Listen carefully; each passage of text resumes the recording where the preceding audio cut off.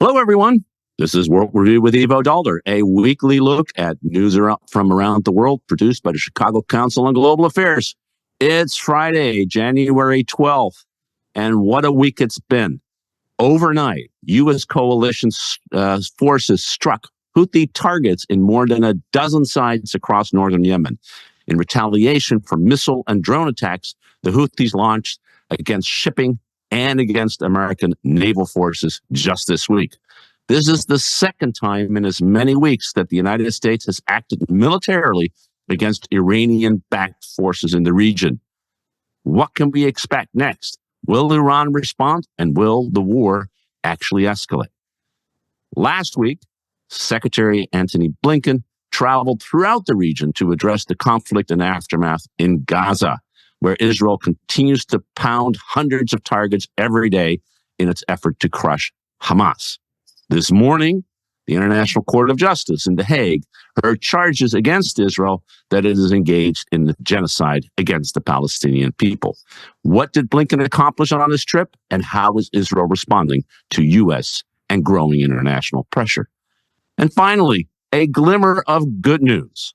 For the first time in nearly 18 months, the United States and China held high-level military-to-military talks. Despite growing economic tensions and, of course, differences over Taiwan, will Beijing and Washington continue their careful dance to keep their differences in check? Here to talk about all of these issues are the reporters who are covering these stories. Karen DeYoung, associate editor and senior national security correspondent at the Washington Post. Steve Erlanger, chief diplomatic correspondent in Europe for the New York Times. And Prashant Rao, senior editor at Semaphore, based in London. Thanks so much, all three, for joining us. Wonderful to see you. A belated Happy New Year to all of you. Steve, let's talk first about what happened overnight in the Red Sea and the Sea of Aden, where U.S. forces, together with British and others, struck a large number of targets in Yemen to try to degrade Houthi forces. The one thing the U.S. didn't want to do after October 7 was to see this war escalate. How is that going to be able to respond, and what is Iran going to do next as we look at the volatility in this region? Well, Ivo, you're absolutely right. No one wanted a regional war, but we have now a low-level regional war on at least three fronts. The effort is not to get it worse. Iran doesn't want a larger war, not really. The Americans certainly don't. Israel is tempted to hit Hezbollah, and the Americans are still telling them, no, no, no. But, you know, events, dear boy, events, and basically the Houthis, who are a kind of renegade Iran-backed group that took over Yemen, decided to show their support for their brothers in Hamas by trying to shut down the Red Sea. Something like 30% of the world's container ships go through the Red Sea. So, you know, Gaza's horrible, of course, but the biggest global impact may be this problem. So the Houthis were warned over and over again. And the day before, they sent a huge barrage of missiles, some at American ships. So it really pushed the buttons. And Biden and the Brits, especially, who had been preparing such a retaliatory act, felt they had to do it. The problem is, as officials say to me, it's to degrade and deter. But no one expects the Houthis to be completely eliminated. The Saudis were fighting them for years without a great deal of success. The Houthis vow a great retaliation. But this strike was bigger than what officials were originally planning, because the idea was to hit the Houthis hard, so it would cause delays in their efforts to retaliate anyway. But we're a bit on tenterhooks, because at the same time, the Israelis had assassinated in Syria of Iran-backed leaders, and so they're pushing the envelope too. There's a lot of envelope pushing going on. And there's been like 100 and something attacks on U.S. forces in Iraq and Syria at the same time. Nobody's died, but if an American soldier dies, we could really spin off into the bigger war nobody really wants. And Iran, which has some control over its proxies, doesn't have full control. It's getting very delicate now because even Hezbollah commanders are embarrassed because they can't retaliate against Israel, or they're being told not to. The Houthis seem out of everybody's control, and the more the Americans put carriers and troops in the region, the more exposed they are. So we are at the risk of a low-intensity regional conflict getting suddenly bigger, even if by accident. I think you put it well. There's this on the one hand, the desire not to escalate, and on the other hand, the situation is just that tender and that difficult. But Karen, what is interesting is sort of the debate in Washington has been less about whether or not to strike, but why haven't we done it earlier? I hear a lot of my military friends saying, "My God, it was a long time coming, and we should just pound these guys, and that's how we show them that deterrence will really work." And the administration has said, "Well, that may be how deterrence works, but it's also how you escalate a war." Talk a little bit about this debate in Washington. It's been the Houthis have been striking in one form or another since shortly after October 7th, and it's taken 3 months to get for the U.S. to respond. What do you see as that debate, and is the administration being pushed to do more when it in fact isn't willing to, really doesn't want to go in this direction? Well, I think, like everything these days in Washington, and certainly for the next year, everything is seen through a political lens. So first of all, you've got political pressure on Biden. The various committees and the big defense honchos in Congress all came out and said, great, we really approve of this strike. The Republicans and even some Democrats said, why didn't you do it sooner?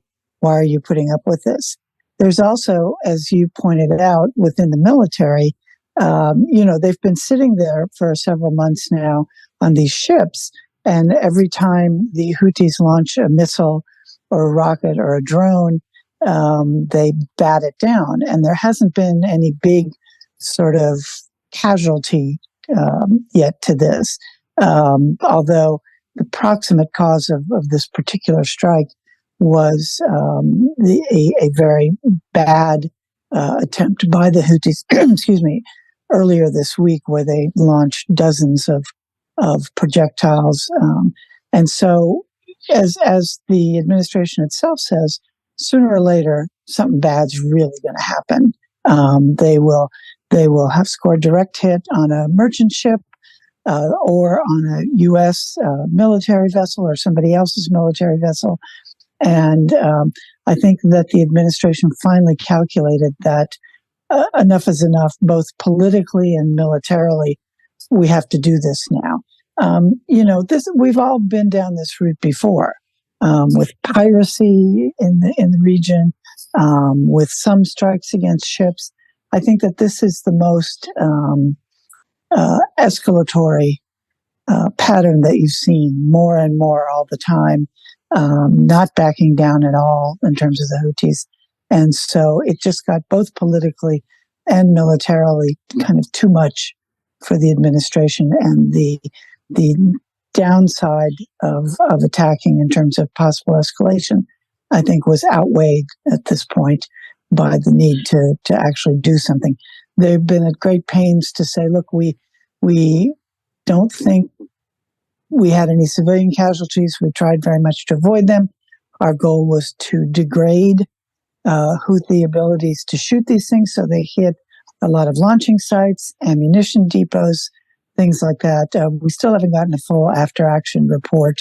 And as you well know, sometimes the longer-term assessment comes out a little bit different than the immediate assessment. But that's where we are so far.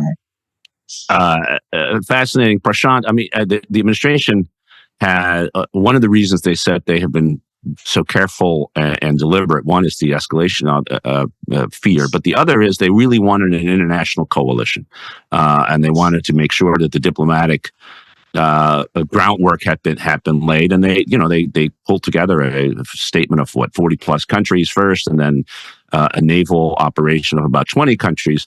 But now the administration is going out of its way to say, well, this was not related to what is it called, Operation Protective Guardian or something like that, that is trying to open up the shipping for the Red Sea.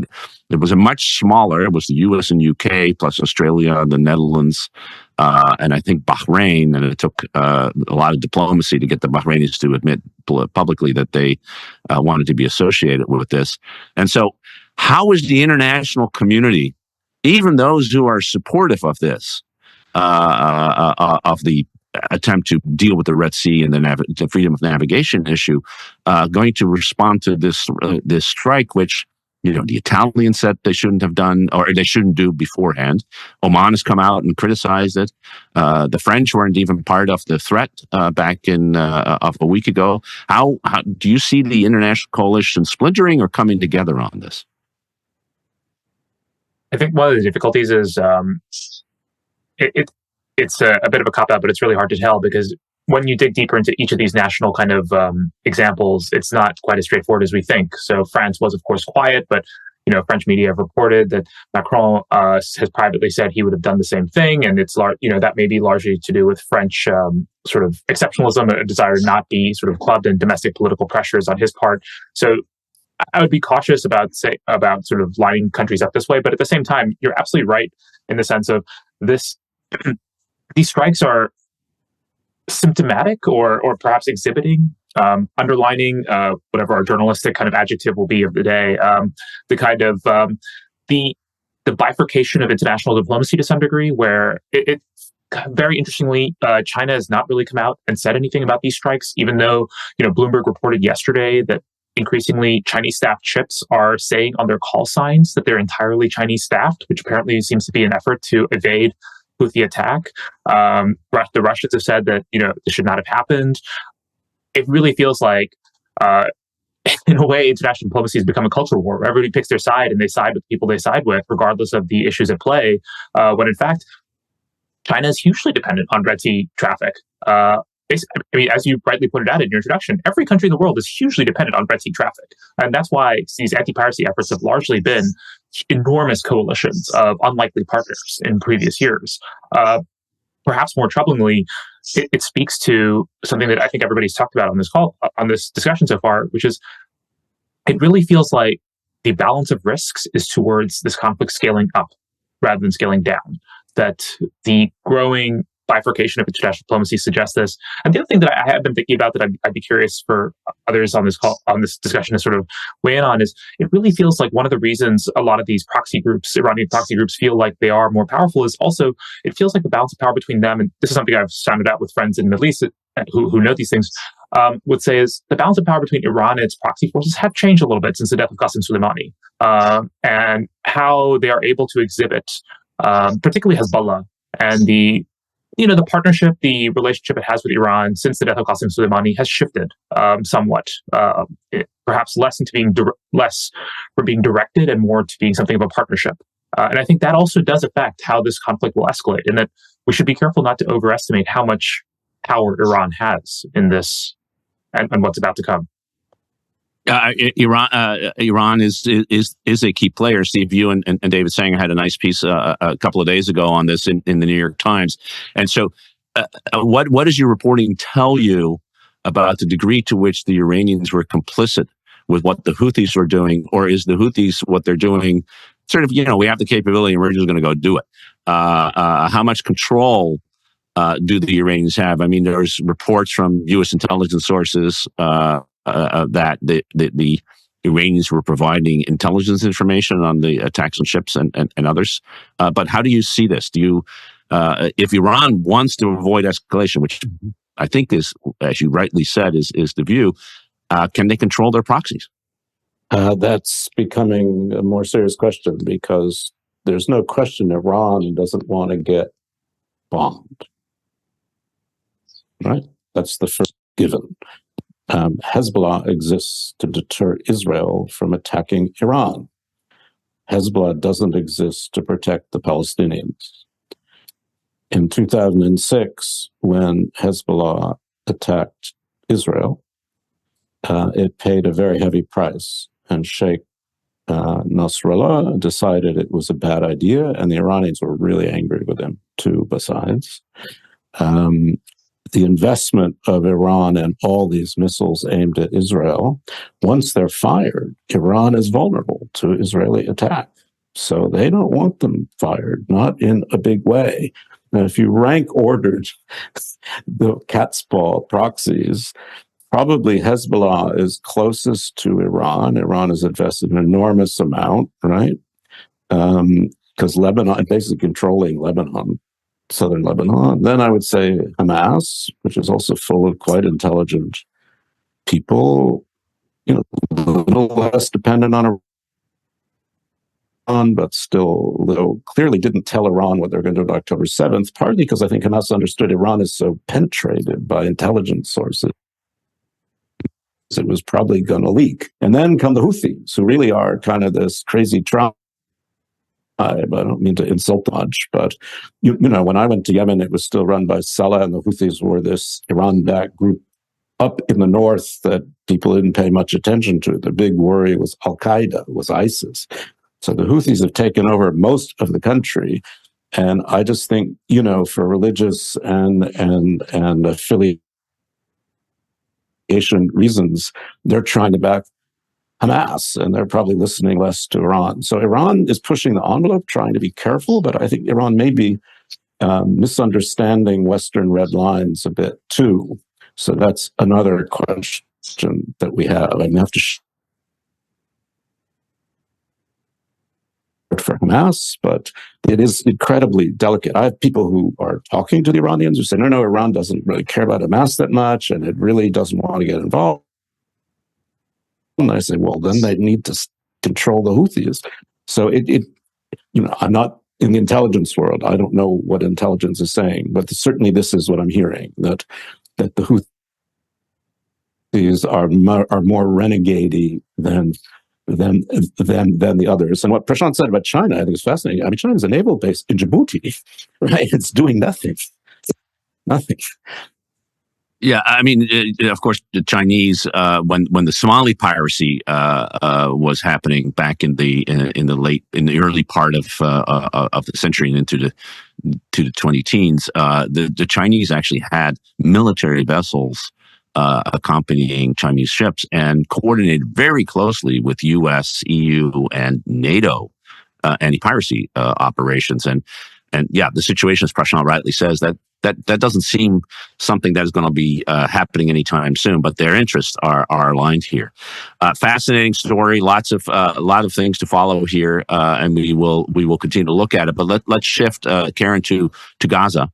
And to Tony Blinken's trip through the region. He's quickly becoming the next Kissinger, at least in terms of the miles he's flying and the capitals he's visiting.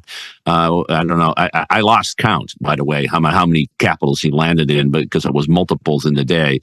But he left the region yesterday after a short week, really talking to everyone about the situation. And it seems to me that we are increasingly facing an administration and a regional set of actors who are completely aligned and completely disaligned with Israel when it comes to what is happening in Gaza, what is happening in the future. And I just wonder how this will play out. But describe sort of the situation where we are, and how do you think this is going to evolve? Well, the answer to your question is 8 countries. He went to 8 countries. Started in Turkey, went to Crete, went around the sort of Middle East semicircle around the Mediterranean, and ended up in Cairo. This is Blinken's 4th trip since the Israel-Hamas war started. And this one was a little bit different, where he wasn't ostensibly, and this I'm quoting U.S. officials, wasn't ostensibly sort of there to tell the Israelis to pull back. He was there to persuade the Arab countries and others in the region to get moving on helping out with some sort of post-war political and reconstruction plan to get something in place. I think because the thinking is that you're never going to force the Israelis to change what they're doing in Gaza in any way until you have a credible plan for how you're going to protect their security and what you're going to do afterwards. Now, it very well may be that the Israelis don't care one way or another. They're not concentrated on the day after. They're concentrated on today. And at the same time, they have refused publicly the deal that the administration has offered, particularly to the Gulf Arabs in return for financing the reconstruction of Gaza and supporting a government that joins together the West Bank and Gaza under the authority of the Palestinian Authority. Israel has said they don't want that. So, you've got this basic division there. One of the big problems for the United States, though, is that it can't demonstrate to the Arabs that it has any control over what Israel's doing. It hasn't been able to show, they said back in late November, as the pause was coming to an end, they said that they spoke very sharply to the Israelis, said you cannot do in southern Gaza what you did in northern Gaza.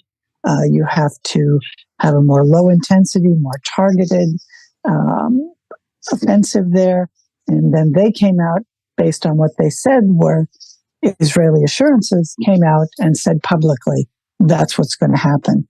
But unfortunately, that is not what's happened. You have still a very high death rate, slightly lower than it was before the pause, but still very high, about 175 people a day, civilians, according to Gaza health authorities. We always have to say that.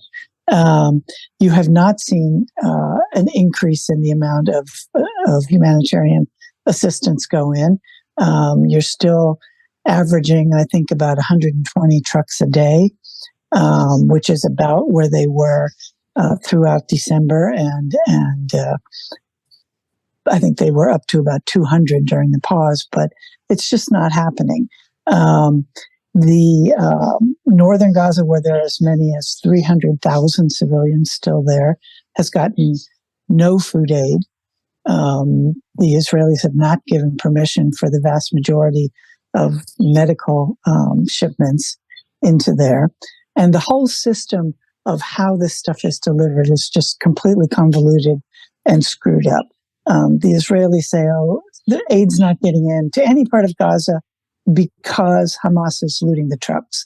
Both the Americans and the UN say that's absolutely untrue, that they have no reports at all of Hamas looting trucks, that to the extent that trucks are being looted, it is desperate Gazan civilians who don't know when the next truck is going to come, and so they're trying to take what they can get when they think they can get it.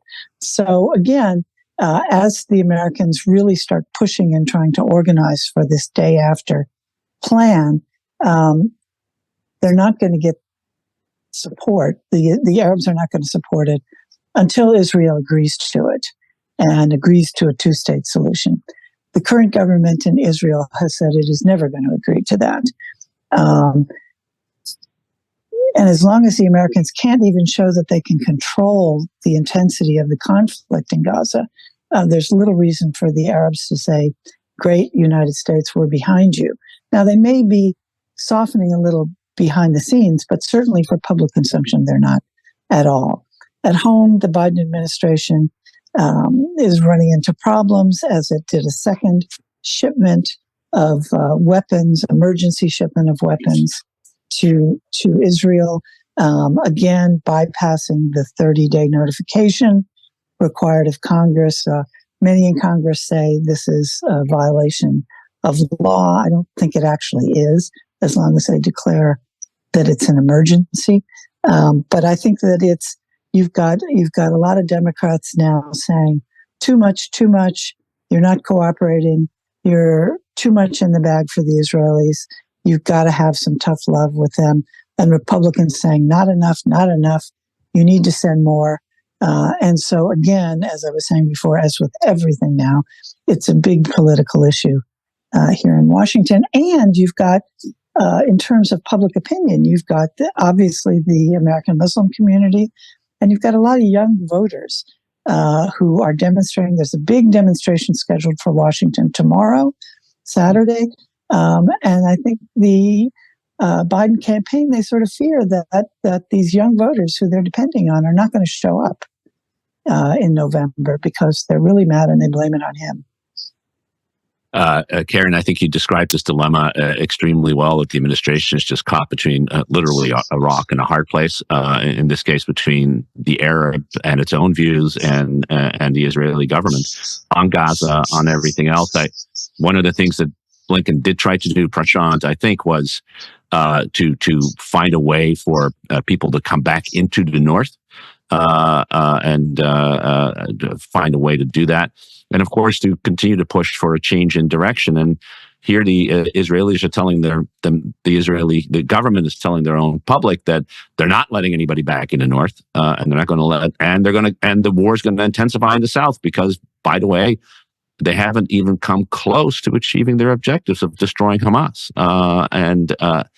It seems to me that plus all the other things that Karen said just leads to a situation where the administration needs to at some point make a choice. How do you see that? And what is the international? What is your non-American friends in London and everywhere else telling you that they're telling the United States? I mean, this is really transformed. This war is so characteristically different from the Ukraine war in so many ways, in terms of how it's just, I think, enraged non-Western opinion because of the sequential nature of it. For a year and a half in the Ukraine war, friends of mine in parts of Asia and elsewhere were told, this is really a battle for human rights and sovereignty and freedom and conducting, respecting one another's sort of terrain and all of these things, and that war should be prosecuted in a particular way. And then, to have this same administration and its allies, again, the wars are not congruous. Obviously, they're radically different in substantially different ways. But from a narrative point of view, it's extremely hard to hold the case together that there is actually, the same principles being defended on both sides, in both conflicts. And so I think as a result, there is a real risk, both, we see actually in sort of polling that Israel has seen its standing in multiple countries just collapse entirely. And this is exhibited in multiple different tangible and intangible ways. The ICJ case is one certainly extremely tangible version of it, as well as all the polling. But also, the risk that this has to the United States in the long run, both for its coalition, maintaining any kind of coalition for defending Ukraine, but also any number of other things that the United States prioritizes once this war is over. And I think that will be one of the many long-term risks of this war persisting from a diplomatic point of view. Yeah, I mean, Steve, you've been to Israel since October 7 a number of times. You've reported from there. And this is not just a right-wing government that is trying to oppose the policy. It's really, although the government itself and certainly its prime minister are as unpopular as they have ever been, on the fundamentals of what needs to happen in Gaza and everywhere else, there seems to be continued unity. October 7 is still the defining element of how Israel looks at this conflict. So, how are the Israelis thinking and talking about when they hear Biden, when they hear Blinken, when they see the Arabs coming in? I mean, you have MBS saying, yes, I'm still interested in normalization. All you have to do is just say that you're for a Palestinian state and we'll have normalization. And yet that seems to have no impact on policy inside Israel and towards Gaza. Well, it is having an impact on public opinion. I mean, let's be fair. I mean, Benny Gantz, who's in the military government, is considered much more open to this kind of discussion about what happens to Gaza and can there be a refashioned Palestinian Authority even of technocrats that can rule Gaza. I mean, a lot of Israelis, I keep saying it's that right now they wouldn't trust Palestinians with a nail clipper, let alone a state, right? But there are people thinking about what happens next. One thing that's quite clear, I think there is agreement that Israel must maintain security control over its southern border.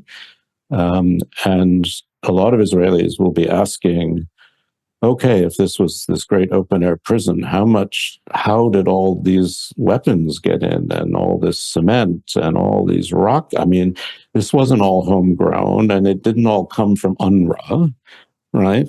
I mean, it was a pretty leaky prison. So if it was leaky from the sea or leaky from Egypt, the temptation will be to take over the Philadelphia Road again and seal off the Egyptian border. So the security of Gaza, I think people agree, should not be handed over to anybody else. But who runs Gaza? You know, I think there's increasing feeling that, you know, Israel will have to listen to the United States, which provides its support, which provides its weapons, which keeps it going. There's a lot of gratitude toward Biden, but any kind of even temporary solution to Gaza is months away and required. I think it would require a new Israeli government, a new Palestinian government, and some serious international discussion, which I don't see, frankly, happening yet, about a serious effort to decide how Gaza could be administered, how it can be built, with whose money, under what aegis. I mean, can it be a kind of condominium like Kosovo for a while? What do you do if you inevitably will have insurgency inside Gaza even after the war? Hamas won't disappear. There'll be suicide bombings. There'll be efforts to overthrow whatever structures put into place. And of course, the irony of the whole thing is there's a lot of pressure, you know, from the world looking at the casualty figure, 22,000, probably 10,000 of those are combatants, by the way, but still 22 total dead and more under the rubble. So we don't really know how many. No, a lot of women killed and kids, right? So this is horrible, but no one wants Hamas to win. Fatah doesn't want Hamas, and Israel doesn't, America doesn't, the Saudis don't, the Jordanians don't. I mean, so it's a very awkward set of circumstances, and it's also why I think, you know, the basically so-called moderate Arab countries are willing to think through a conclusion down the road, but it requires American leadership. It really does. See who else can do it. Election year, frankly, Biden has the time or the interest in providing that leadership, even if he wants to. I mean, it's there's a lot going on for him right now. I think they're hoping that the thing calms down before 10 November. Yeah, I mean, Karen, just back to you. I think the point of American leadership is pretty evident, and the need for that. I thought that you were agreeing with Steve on that, and I guess the question is, what's the debate in Washington on how that leadership is going to be exerted? Blinken basically did what he needed to do with the Arab world, but it wasn't clear that he got anywhere with the Israelis. It really is, to the one person who has more credibility in Israel than anybody else. It's Joe Biden, and you do wonder if it isn't serious consideration being given for him to actually go to Israel and have a real talk with the Israeli government, but frankly, more importantly, with the Israeli people. How do you see it? Karen, you're muted still. There we go. Sorry. When Biden went to Israel, basically about 10 days after the October 7th attacks, he did address the Israeli people and the American people, and his basic message was, "We've got your back." I don't think he's prepared at any point to say, "We don't have your back. or we're not going to have your back unless something changes. But I think that you're right, he does need to be prepared to say in very explicit terms, and I think publicly, because clearly these endless private conversations with the Israeli government haven't gotten very far, to say, look, this is how we see the situation. This is what's going to happen over the next several years if something doesn't change here. He's going to have to make, as Netanyahu did when he came to Washington and addressed Congress over the objections of the Obama administration, saying don't sign a deal with Iran. Now, it must be said that the Obama administration went ahead and signed it anyway. But to say to the Israelis, this is not the solution. This is not going to work. We have a solution. This is what it is.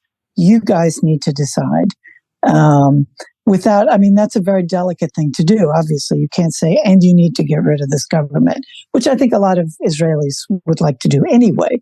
And there will be a reckoning whenever this situation is over. And I think that Netanyahu's position is not a great one. But I think that, that's what they're going to have to do. They're not going to stop sending weapons, I don't think. They are not going to stand up and say, you got to get rid of this government. They need to thread the needle and say very clearly, publicly, here's the way we see the situation. This is what's on offer, and this is what it will require. And whether that'll work or not, no idea. Yeah, I think that's exactly right. I mean, I think the best way to express that you're backing Israel is to show them the way out of the morass that the Israelis have put themselves in. And, I should say a good thing would be if they can get another hostage deal, which they're trying very hard to get, and right. Another pause, because the Israeli people, I think, are focused very, very closely on the hostages. They want those people out. And that is leverage with Netanyahu. The trouble now, I think, is more Hamas than it is the Israelis, because they feel like they've got a bit the upper hand now because world opinion is so against what the Israelis are doing. And so I think that, if there could be another pause and another hostage release, that would be an opportunity to move on a lot of this stuff. But I don't see any. I mean, Brett McGurk has been all this week again around in the region trying to see what's within the realm of the possible. But I don't think things are very hopeful at the moment. Yeah. Steve? I mean, there's one other thing also to do, which is very, very important, which is that trying to get Hezbollah to pull back from the northern border. And if they can do that and let Israelis go home, that would be another U.S. accomplishment that would be quite important and mean a lot to Israelis and increase leverage to add to what Karen had said. Yeah, no, I think that's it. There's a lot of work to be done, and there's a lot of work being done by a lot of folks. But moving Hezbollah and Israel and Iran and the Houthis through diplomacy has never been easy, as we know, under the best of circumstances. Certainly not, and these aren't the best of circumstances. Prashant, let's finally turn to, as I mentioned, a glimmer of hope. Not that long ago, we were extremely concerned about the confrontation between China and the United States. We better be concerned about it still, because that would be a big deal. But it seems that two sides in Beijing and Washington, at least for the moment, are deciding, this is not the right time for that kind of conflict. We need to find ways to at least deal with our domestic situations at home and other situations, and some glimmer of hope that relationship is stabilizing, if not yet, if ever, stable. Yeah, that's right. I think that's exactly the right characterization. I mean, the news is this week, the U.S. and China held 2 days of senior military officials discussions, first time since, prior to Nancy Pelosi's visit to Taiwan. I mean, there are various markers we can find for the last time since when, but basically since in quite some time. And how I think you take this news really depends on how you want to interpret whether the U.S. and China having military conversation is enough to offset the structural tensions between these two countries. It is, good that they are talking. At the same time, something's going to happen tomorrow, the election in Taiwan, which, we'll talk about in the future, which will undoubtedly affect how these two countries comport themselves, to say nothing of long-term shifts, some of which, we've talked about on this program before, the chip sanctions from October of 2022, the apparently potential financial sanctions that may be coming down the pipe, any number of other sort of security and territorial claims that China makes in the South China Sea with regards to, or in, parts of the Indian Ocean potentially. And there are real tangible issues that these countries disagree on. And so I remain a little bit downbeat. I would say that it is, of course, good that they're talking. And I think, it is a positive that they are not seemingly going to the precipice, given that everything else is happening in the world. But at the same time, I think it would be, we cannot ignore the real structural things that make these two countries not get along. And there's a great piece in Bloomberg yesterday by Min Shin Pei, which characterized, looking at the Taiwan election, and quite correctly, I think, saying, this is not about the Taiwan election. It's not about any single issue. It's really that these two countries have just very different worldviews, and they see the world very, very differently. And those two views are not compatible. And that is why, in the long term, these relative successes, I think, are outweighed by the long-term negatives. Karen, how do you when you talk to the folks in Washington, how are they looking at sort of the post San Francisco glow? I mean, they were hoping after Bali in November of 2022 that things would start to stabilize, and the balloon literally blew that off course. But when you talk to folks in Washington, are they cautiously optimistic that things are moving in a more stabilizing way, or do they see the structural problems that I think Prashant rightly points to, which are real, likely to sort of take over? Yeah, I think that. Am I muted? Am I? No, you're. I think that he's actually absolutely right in terms of the long-term structural problems. You can see these lines that are not parallel, that are going out some in the distance, and they come together at some point in the future. Again, and I'm sort of harping on this today, but I think you can't emphasize it enough. It's the political dynamic here. Republicans, Biden's weak, he's weak on China. China's a big threat. And that certainly pushes the administration, or the campaign, I should say, in the direction of talking up a hard line, which they don't want to do right now. I mean, they're glad they've had these talks. They've been pushing for this for a long time, to regularize the military-to-military contact between the two. They think they've made progress. I think they're nervous about the elections and the elections in Taiwan and what happens there, and they're waiting to see what happens. I think they'd very much like to sort of put China off to the side while all of these other crises are going on. But they realize that they can't do that.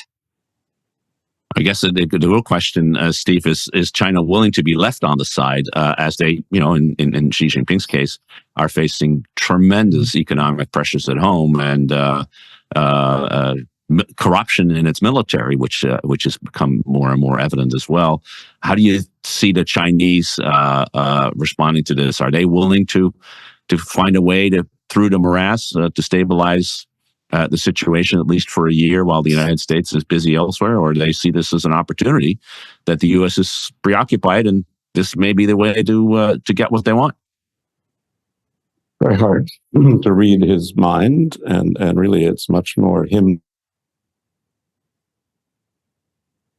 Did China start by the people he's firing?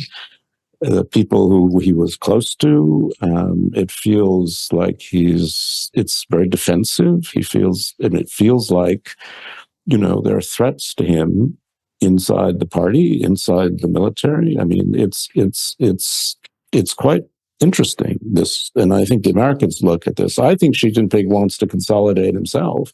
I'm not sure he's looking for a big confrontation now, particularly, as you said, with the economic crisis, with the sort of property problem with declining GDP. It's very serious in China, right? So, I know down the road a lot depends on how China decides to act, particularly around Taiwan. But it also seems to me China's efforts to build this anti-American coalition look pretty fragile too. I mean, the people who invited the BRICS, not all of them want to come anymore. And China has got to find some positive way to bind the people who are unhappy with American hegemony. And I don't think it's really for that yet. So, I understand the danger and blah, blah, blah. But I think, for the moment, both sides are interested in a kind of quiet peace. And I'm probably wrong, but that's what I think. Well, I mean, I think given what 2024 has on offer for all of us, I hope you're right. The one thing we could all use is a bit of quiet on the U.S. China front, or at least to have a lot of bluster, but not a lot of bombing or confrontation. So let's hope for that. Steve Erlanger of the New York Times, Karen DeYoung of the Washington Post, and Prashant Rao of Semaphore, thanks so much. Fantastic conversation. As usual, my Friday mornings aren't left with more optimism, but certainly with more realism in the end. And it is the three of you who did that this week. And I want to thank all of you for joining us this week. We'll be back next week with another edition of World Review. Until then, have a wonderful weekend.